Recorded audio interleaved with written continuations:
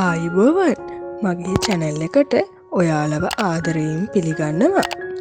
අද මම අරගෙන ආවේ පතෝල සලාදයක් හදන විදිහ.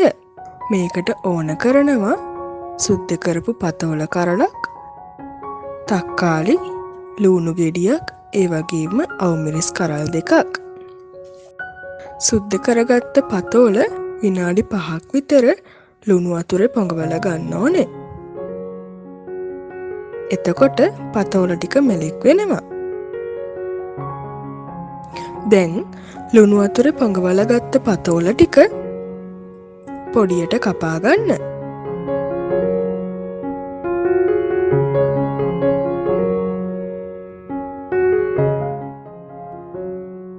ඒ ටික භාජනයකට දාලා ඒකට කපාගත්ත ලුණු, අවුමිරිස්, තක්කාලි ටික එකතු කරන්න.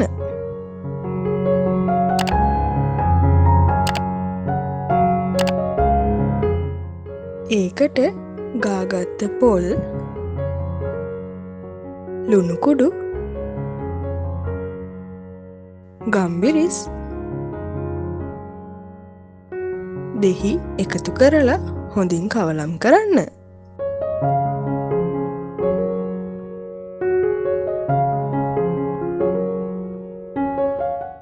දැන් වැඩේ හරි. මේ තියෙන්නේ අපි හදාගත්ත පතෝල සලාදය. මේක හරිම රසයි. පතෝල කන්න අකමැති කෙනෙක් වුණත් මෙහෙම හැදුවොත් අනිවාර්යෙන් කැමති වෙනවා. එහෙනම් තවත් මේ වගේ වීඩියෝ එකකින් හමු වෙමු. මතක ඇතිව අපිව subscribe කරලා like එකක් දාන්න.